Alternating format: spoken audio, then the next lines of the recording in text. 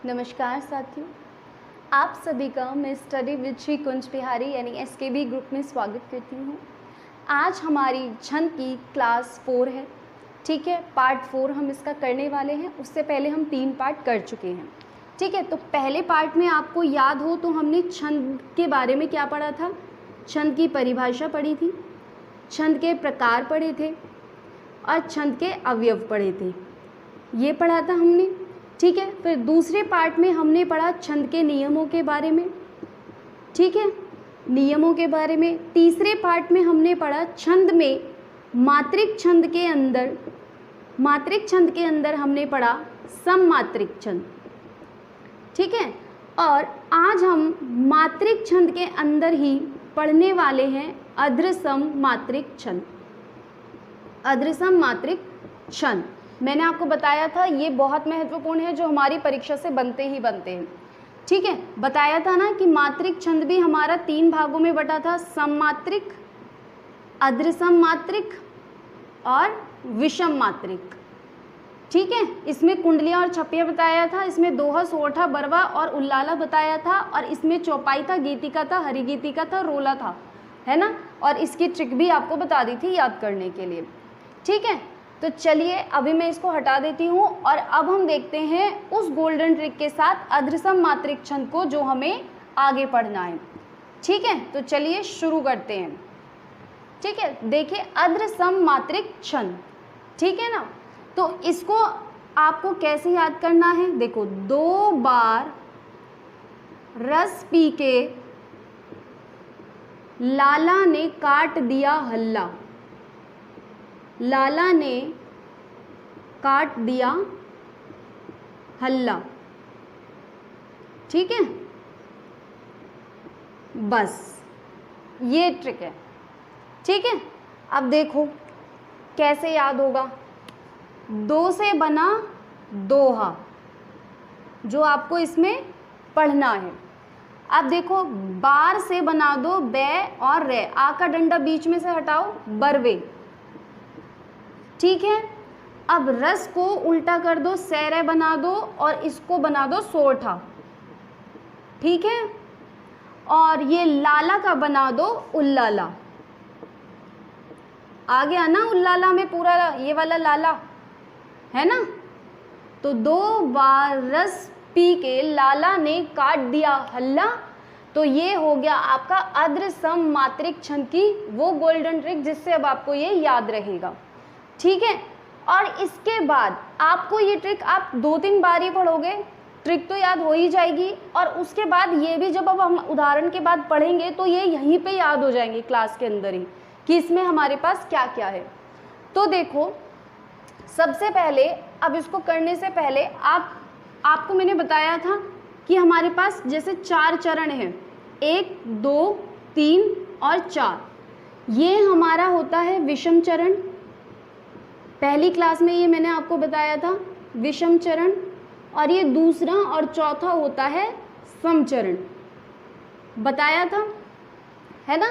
तो इसे हमने अर्धसम मात्रिक छंद इसलिए कहा था क्योंकि इसमें हमारे पास जो विषम चरण है उनकी मात्रा समान है, ठीक है, और जो समचरण है उनकी मात्रा समान है, ये बताया है, ठीक है, ये बताया था।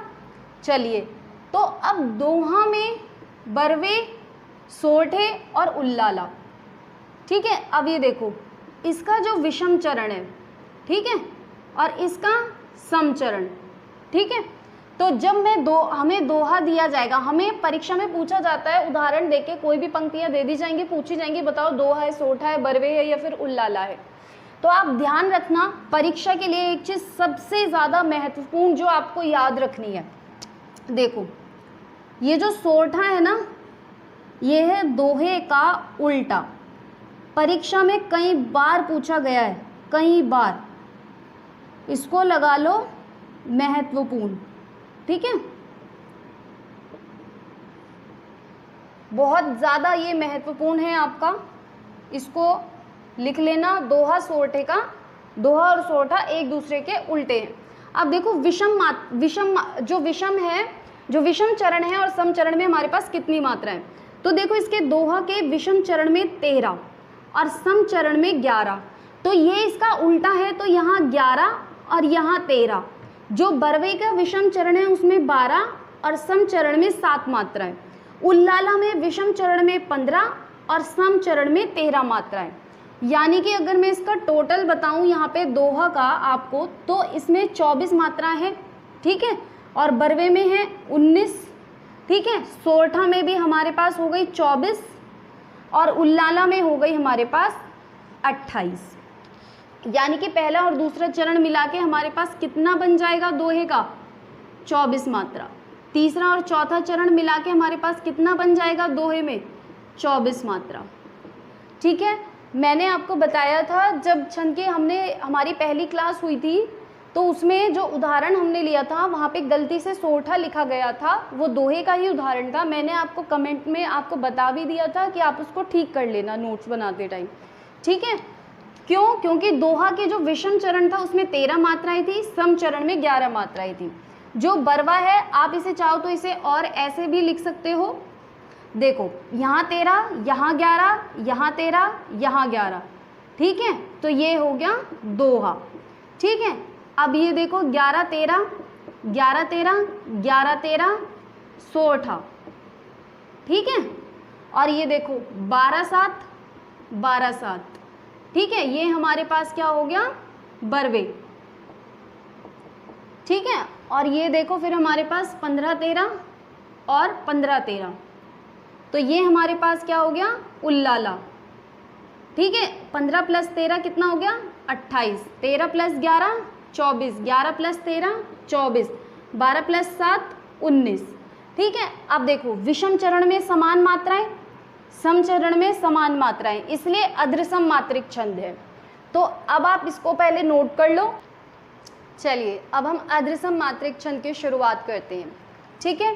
तो देखो अद्रसम मात्रिक छंद में हमने अभी दोहा, सोरठा, बरवे और उल्लाला के बारे में कितनी मात्राएं होती हैं विषम और सम चरण में, ये हम देख चुके हैं, लेकिन अब हमें इन्हें विस्तार से पढ़ना है एक एक करके, ठीक है। तो देखो दोहा क्या होता है, देखो दोहे के विषम चरण में, ये नोट्स में बनाना है आपको, विषम चरण में 13 मात्राएं, सम चरण में 11 मात्राएं, ठीक है।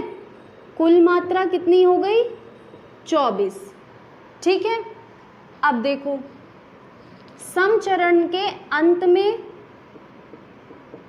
सम चरण के अंत में तुक होगा, ध्यान से देखो, सोई होई है ना, तो अलंकारों में भी बताया था, सम चरण के अंत में तुक होगा और सम चरण के अंत में लघु भी देखने को मिलेगा आपको, ठीक है, लघु भी देखने को मिलेगा, ठीक है।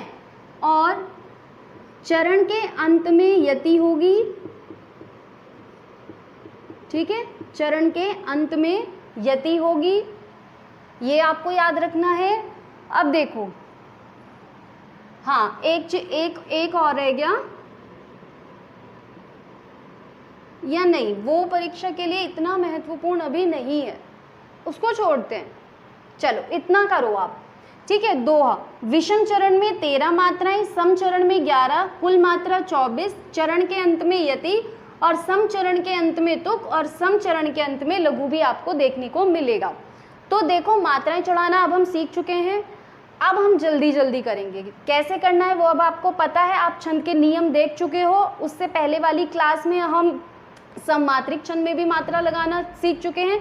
अब देखो गुरु गुरु लघु लघु गुरु गुरु लघु गुरु गुरु गुरु गुरु लघु लघु गुरु लघु, ठीक है, गुरु लघु लघु गुरु गुरु गुरु लघु गुरु गुरु लघु लघु लघु लघु लघु लघु गुरु लघु। अब ध्यान से देखना, ये देखो सम चरण तो ये वाले हैं, मैंने ये 1 2 3 और 4, ये हमारा दूसरा और चौथा सम चरण है, ये दूसरा और चौथा है, और सम चरण में आपको देखने को क्या मिला? लघु। क्या देखने को मिला? सम चरण के अंत में लघु, और चरण के अंत में है यति। ठीक है, अब मात्राएं गिन लेते हैं। ठीक है, वैसे तो आपको मात्राएं गिननी आ गई होंगी, पर देखो एक बार, 1 2 3 4 5 6 7 8 9 10 11 12 13। ठीक है, विषम चरण में 13 मात्राएं हैं। ठीक है, और 1 2 3 4 5 6 7 8 9 10 11। हाँ जी, सम चरण में 11 मात्राएं हैं। तो 13 और 11 ये हमारे पास क्या था? दोहा। इससे अगली वाली लाइन आप देख लेना गिनकर, मात्रा मैंने चढ़ा दी है। ठीक है, तो ये आपका होता है दोहा। चलिए अब हम सोठे की तरफ आगे बढ़ते हैं। ठीक है, तो देखो सोठे के बारे में पहली बात मैंने आपको ये लिखवा दी कि ये दोहे का उल्टा है। ठीक है, अभी भी बताया था। अब अगर ये दोहे का उल्टा है, आप दोहा में क्या पढ़ कर आए हो कि दोहा के विषम चरण में 13 और सम चरण में 11 मात्राएं होती हैं। तो सोठा का जो विषम चरण होगा उसमें 11 और सम चरण में 13 मात्राएं होंगी। ध्यान रखना, इसमें भी चरण के अंत में यति होगी। ठीक है, और एक चीज़ और ध्यान रखनी है आपको कि जो विषम चरण है, जैसे ये बिचारी और ये कुमारी, तो जो विषम चरण है वहाँ होगा तुक।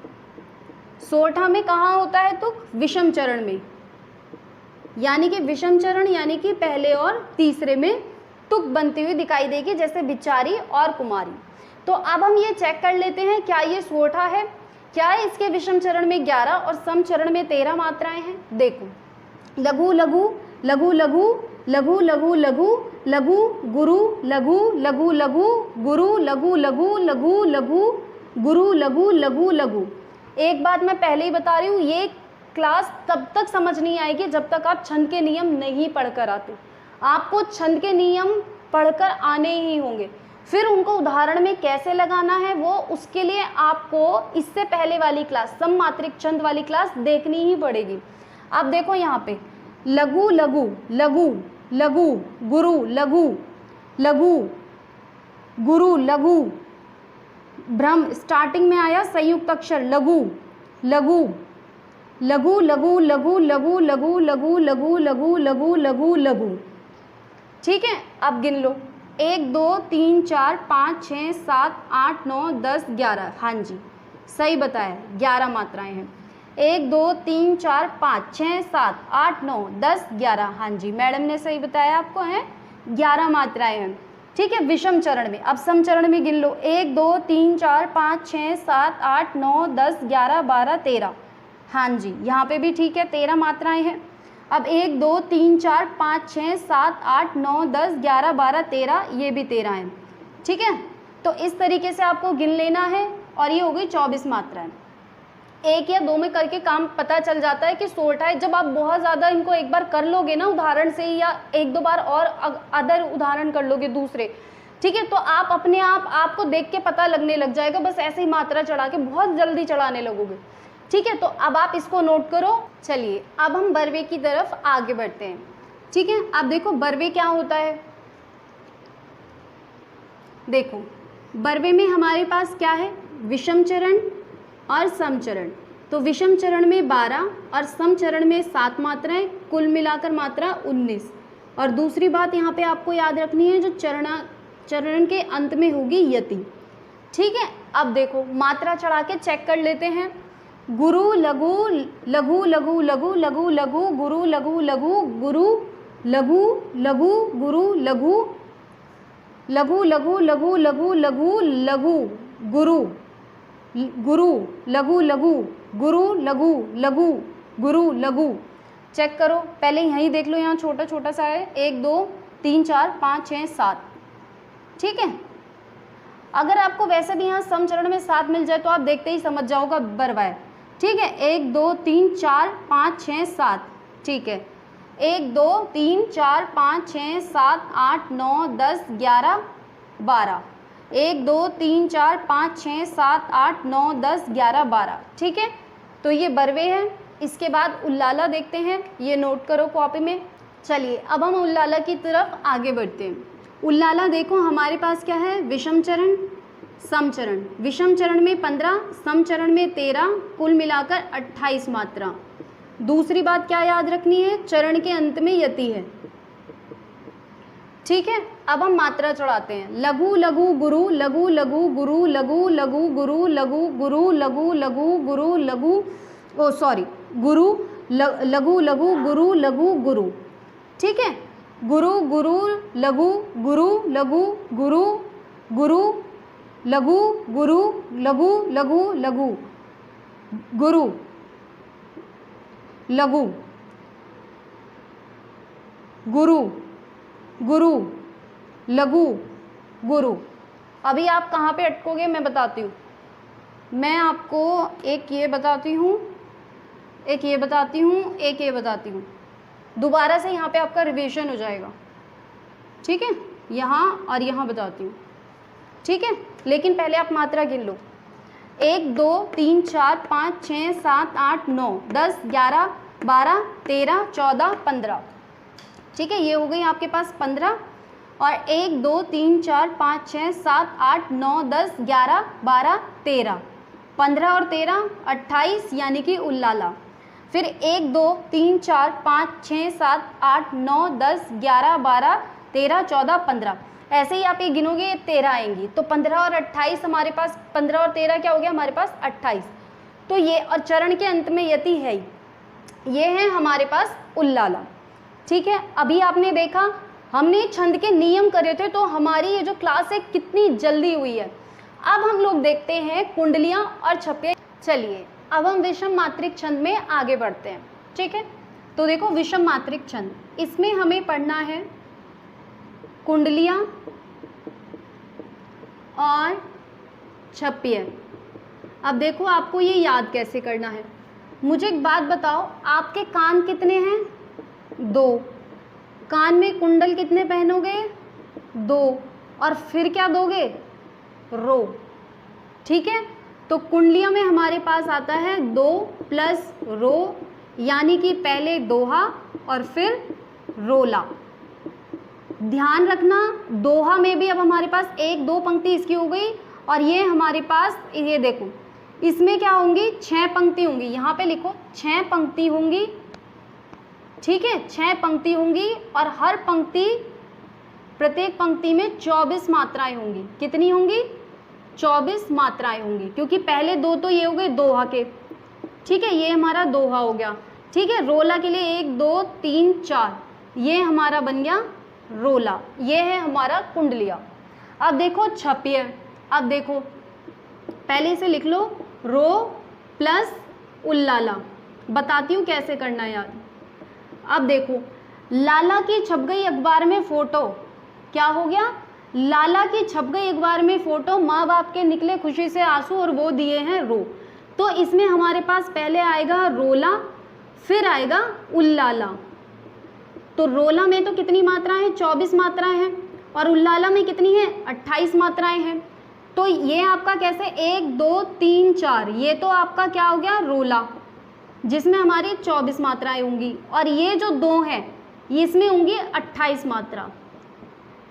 ठीक है, अब बहुत ध्यान से सुनना जो बताने जा रही हूँ।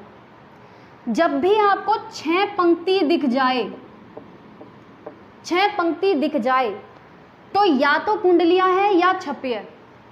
आपकी परीक्षा में जो पूछा जाएगा, या तो कुंडलिया है या छप्य है। एक काम तो खत्म हो गया, विषम मात्रिक छंद में ही आएगा, ये काम भी खत्म है। अब ये पता कैसे चले कि कुंडलिया है या छप्य है? आपको पूरे उसमें कुंडलिया या छप्य में मात्रा चढ़ाने की कोई आवश्यकता नहीं है। देखो इसमें हमारे पास क्या है, प्रत्येक पंक्ति में 24 मात्राएं। कुंडलिया में 24 मात्रा है प्रत्येक पंक्ति में। ध्यान से जो बता रहे हो बहुत ध्यान से सुनना है। प्रत्येक पंक्ति में 24 मात्राएं हैं, लेकिन छप्य में पहली 4 24 लेके बैठी है और लास्ट की 2 28 लेके बैठी है। मेरा काम खत्म हो गया। 6 पंक्ति मिलते ही मुझे पता चल गया या तो कुंडलिया है या छप्य है। तो मात्रा मैं सिर्फ चढ़ाऊंगी लास्ट वाली पंक्ति पे। लास्ट वाली पंक्ति अगर 24 लेके बैठी है तो वो मेरा कुंडलिया है, मैं ऊपर से मात्रा नहीं चढ़ाऊंगी, मैं नीचे वाली रो में, नीचे वाली पंक्ति में सिर्फ मात्रा चढ़ाऊंगी। और अगर नीचे वाली पंक्ति में मिल गया मुझे 28, तो वो मेरे लिए हो जाएगा उल्लाला। उल्लाला अगर आ गया और 6 पंक्ति दिखाई दे रही है तो यानी कि वो है छप्य। ठीक है, तो यहाँ पे मेरे पास क्या हो जाएगा, छप्य। ध्यान रखना ये बात। अब इसके बाद हम कुंडलियाँ और छप्य, उसमें और हमें कैसे पढ़ना है वो मैं इसके आगे बताती हूँ, लेकिन पहले आप ये नोट कर लो। चलिए अब हम कुंडलियाँ देखते हैं। ठीक है, तो देखो कुंडलियों में अभी आपको बताया कि इसमें हमारे पास क्या होते हैं, 6 पंक्तियाँ होती हैं। ठीक है, कितनी पंक्ति हैं, 6 पंक्ति हैं। ठीक है, इसमें पहले हमारे पास दोहा आता है, फिर रोला आता है, यानी इस तरीके से ये क्या हो गया, एक संयुक्त छंद हो गया। क्या हो गया, संयुक्त छंद। क्यों, क्योंकि ये 2 से मिलकर बना है, दोहा और रोला से मिलकर बना है। ठीक है, अब ध्यान से सुनना, देखो बहुत ध्यान से सुननी है ये बात, परीक्षा में पूछी हुई है। कुंडलियां का प्रारंभ, जो कुंडलियां है, कुंडलियां का जो प्रारंभ है जिस शब्द से होता है उसी शब्द से इसका अंत होता है। ठीक है, तो प्रारंभ व अंतिम शब्द समान होंगे। इसको ऐसे लिख लो, कुंडलियां में प्रारंभ और अंतिम शब्द। इस बात को ऐसे भी कह सकते हैं। अब ध्यान से सुनना, मैंने पहले आपको क्या बताया था, ये तो दोहे की हो गई पंक्ति। ठीक है, फिर ये हमारे पास क्या है, रोला हो गया। ठीक है, ये हमारे पास दोहा है, ये हमारे पास रोला है। ठीक है, अब इसमें हमारे पास क्या था, रोला है, तो इसमें भी 24 मात्राएं हैं हर पंक्ति में। यहाँ भी 24, यहाँ भी 24, यहाँ भी 24, यहाँ भी 24, और दोहे में भी 24 24, यानी कुंडलियाँ पूरा 24 मात्राएं लेके बैठेगा। ठीक है, तो अब हम लास्ट वाली रो में देखेंगे, लास्ट वाली पंक्ति में कि हमारे पास कितनी मात्राएं हैं। अब एक चीज और देखनी है आपको इसमें, ये देखो, यज्ञ करावन हार, दोहे का ये जो चौथा चरण है और ये जो रोले का प्रथम चरण है समान होता है। ठीक है, तो कुंडलियां, पहली बात तो जिस शब्द से शुरू हुआ उसी शब्द पे खत्म। दोहे का प्रथम और रोले का अंतिम चरण समान, दोहे का चौथा चरण और रोले का प्रथम चरण समान। ठीक है, अब देखो हमें मात्रा, मैंने आपको बताया था 6 पंक्ति है, 6 पंक्ति देखते ही हमें क्या समझ जाना है, या तो कुंडलिया होगा या छपिया होगा। कुंडलिया है या छपिया, ये दोनों ही पता लगाने के लिए हम जो आखिरी पंक्ति होगी उसमें मात्राओं को चेक करेंगे। तो देखो, लघु लघु गुरु, लघु लघु गुरु, लघु लघु लघु लघु और गुरु, लघु लघु और गुरु, गुरु और गुरु, और ये भी गुरु। ठीक है, 1 2 3 4 5 6 7 8 9 10 11 11। ठीक है, 1 2 3 4 5 6 7 8 9 10 11 12 13। ठीक है, और पहली चीज अब ध्यान से सुनो, तो 11 और 13 ये तो हमारे पास हो गई 24 मात्राएं, हो गई ना।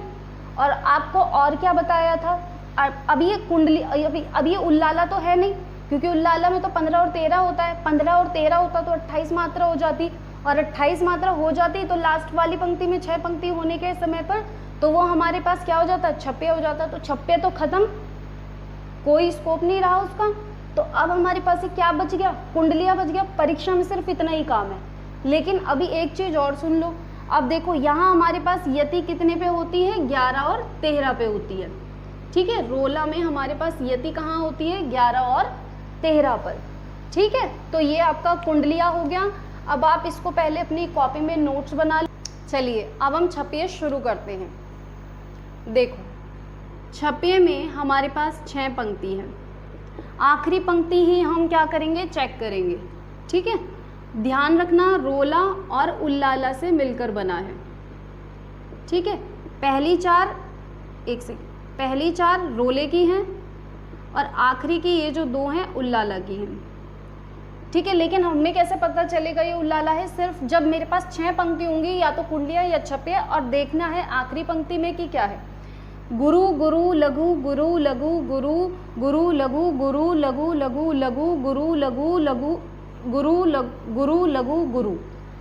1 2 3 4 5 6 7 8 9 10 11 12 13 14 15 16 17 18 19 20 21 22 23 24 25 26 27 28 28 मात्राएं हैं, 6 पंक्ति है, उल्लाला है। ठीक है, अब इसके साथ ही आप यहाँ पे हमारा जो है मात्रिक छंद पूरा होता है।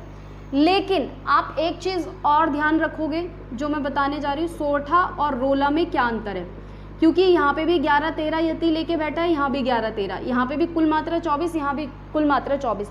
अब हमें कैसे पता चलेगा? अब देखो, जब हमारे पास, ये ध्यान रखना, रोला जो है इस तरीके से 4 में लिखा जा रहा है और जो हमारे पास सोरठा है इस तरीके से 2 में लिखा जाएगा, पहला अंतर। दूसरा अंतर आपको ये ध्यान रखना है कि जब हमारे पास 2 सोरठा मिलते हैं, सोरठा प्लस सोरठा 1 रोला बनता है। ठीक है, ये बात आपको ध्यान रखनी है।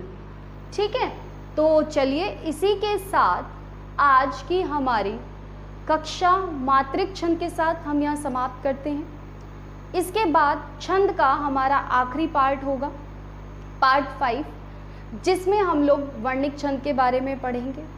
ठीक है, तो चलिए आज की सेवा यही समाप्त करते हैं।